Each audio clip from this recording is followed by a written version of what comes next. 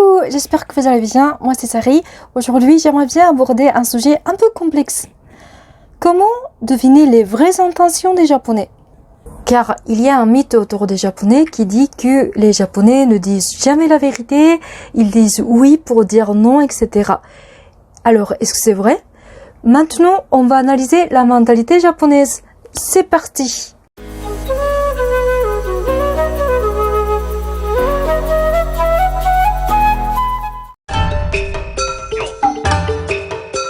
Sans doute, est-ce que vous avez déjà entendu ces deux termes?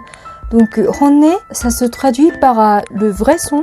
Et si on traduit ça d'une manière un peu plus naturelle, ce sera les vraies intentions.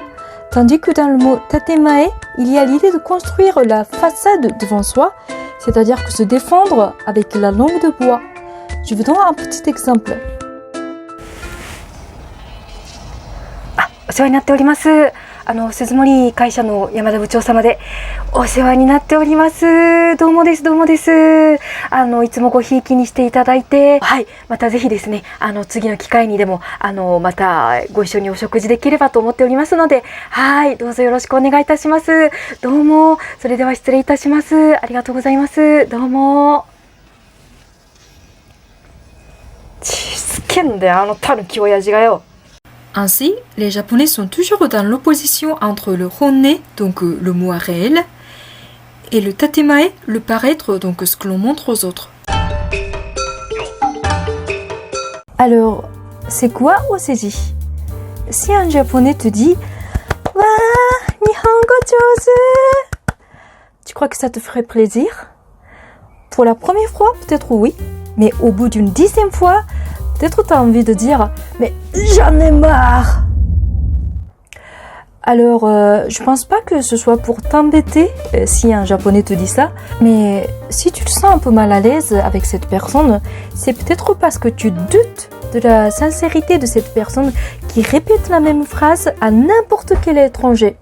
Alors, pourquoi les Japonais font-ils ça? Pour comprendre ce phénomène, il faut tenir compte les notions de uchi, intérieur, et Soto, l'extérieur. Les Japonais apprécient beaucoup l'harmonie dans un groupe, mais leur manière de se comporter se diffère selon les groupes auxquels ils appartiennent. D'abord, il y a la famille, un cercle d'amis, un cadre scolaire et ensuite le cadre professionnel. Plus la distance est proche, ils ont tendance à montrer leur honne, donc leurs vraies intentions aux membres de ce groupe, car ils se sentent en sécurité. Et plus la distance est loin, ils cachent leurs véritables sentiments. Et au lieu de les manifester clairement, ils emploient la langue de bois en espérant que la communication se déroule sans à-coups. Donc ainsi, les compliments sont destinés aux gens de l'extérieur du cercle intime en espérant que tout va bien se passer. Donc c'est comme la politique quoi. En France, si on te propose d'aller boire un petit verre, tu le prends d'abord au premier degré, n'est-ce pas? Mais au Japon, ce n'est pas toujours le cas. Je vous donne un petit exemple.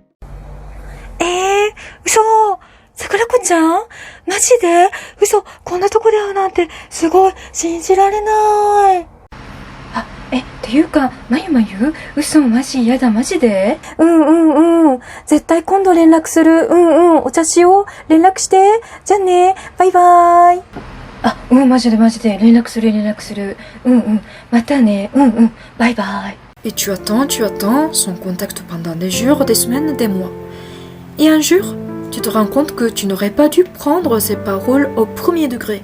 Et peut-être tu as envie de dire « Alors, mais pourquoi? Si on n'aime pas quelqu'un, on n'est pas obligé de faire une promesse de se voir. » Oui, mais au Japon, ce langage diplomatique est employé pour montrer que tout se passe bien.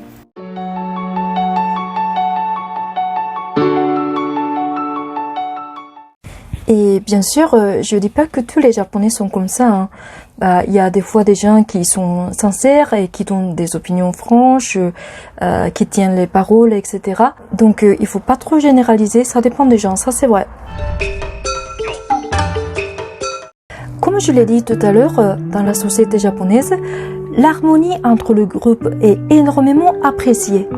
Mais alors, qu'est-ce que le mot harmonie signifie exactement? C'est l'homogénéité, la communication idéale pour eux, c'est qu'il n'y a aucun conflit, aucune différence des opinions et que tout le monde pense, se sent, parle, se communique de la même manière. Autrement dit, un individu unique n'est pas vraiment apprécié dans la société japonaise.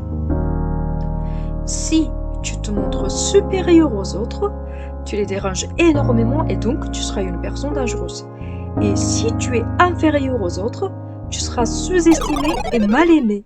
Donc, en gros, il faut être ni trop bon ni trop con.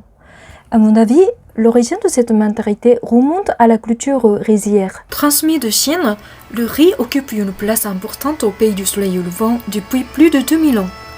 La culture rizière est considérée comme un des éléments majeurs qui caractérisent les Japonais. Le travail nécessite la coopération de tous les membres et une uniformité absolue. Et le rendement doit être partagé avec tout le monde d'une manière équilibrée.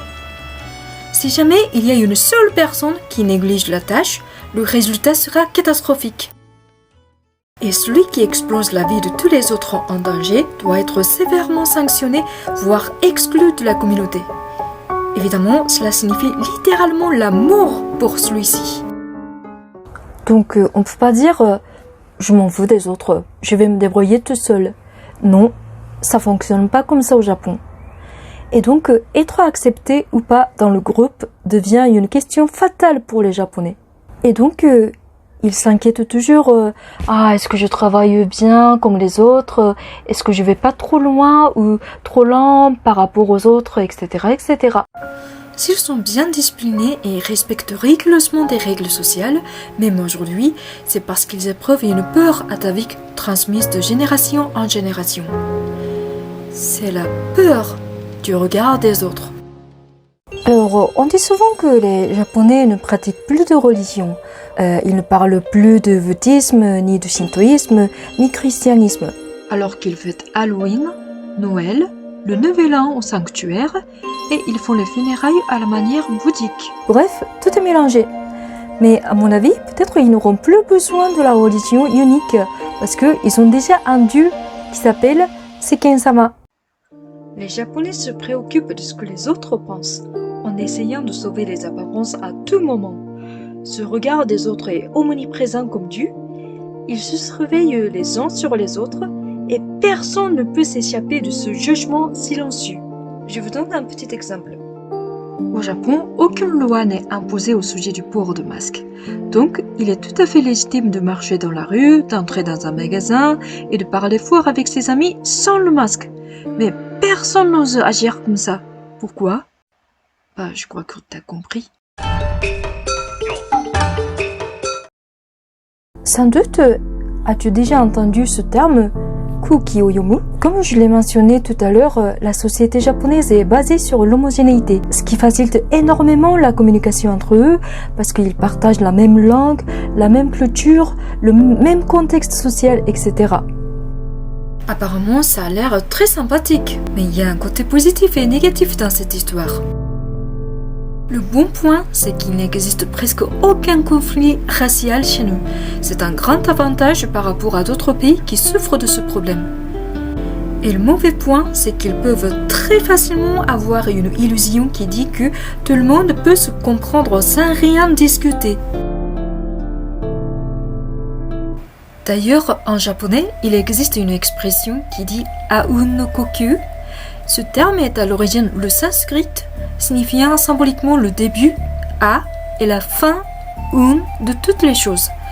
Et l'expression « aun no kokyu » indique une relation harmonieuse ou une communication non-verbale, avec l'idée de tout comprendre lorsque l'autre prononce le premier mot. Donc finalement, cette expression signifie que la chose la plus importante dans la communication est d'entendre ce qu'il n'est pas dit. En gros, devine ce que l'autre pense, même s'il ne dit rien. Et si tu es incapable de le faire, c'est la honte, tu es nul, t'es fichu, t'es pas un japonais. Ainsi donc, un japonais s'exprime que très timidement en espérant que l'autre devine ce qu'on pense.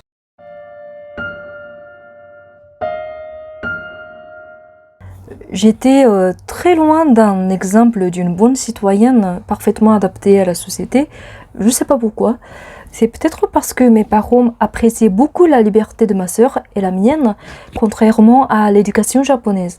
Et donc, disons que j'étais un peu différente des autres, mais j'ai fait énormément d'efforts pour essayer de m'intégrer dans la société japonaise. Et j'ai observé les autres, comment je dois parler, à quoi je dois penser, comment je dois me comporter pour devenir comme les autres japonais, etc., etc. Et donc, au bout d'un moment, je crois avoir bien réussi à devenir comme les autres, mais cela au détriment de mon bonheur. Donc je n'arrivais plus à m'exprimer librement, ni à donner mes opinions franches. Je ne savais même plus ce que j'aimais et ce que je n'aimais pas.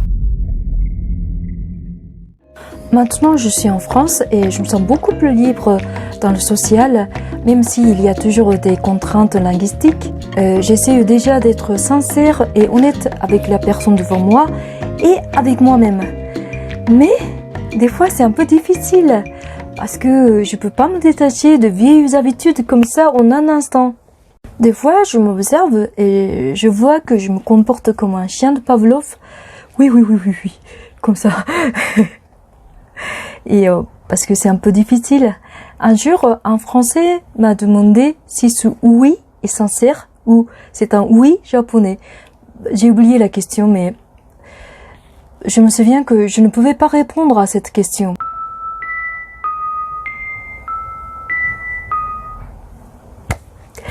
Et j'essaye de m'améliorer petit à petit et j'aimerais bien devenir honnête et franche. C'est ça mon défi.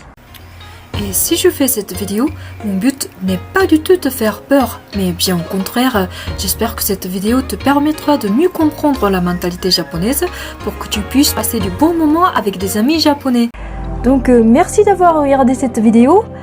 Je t'adore, je t'aime, tu parles super bien le japonais, like s'il te plaît, partage ma vidéo, s'il te plaît. Oui. Oh, j'ai rien dit.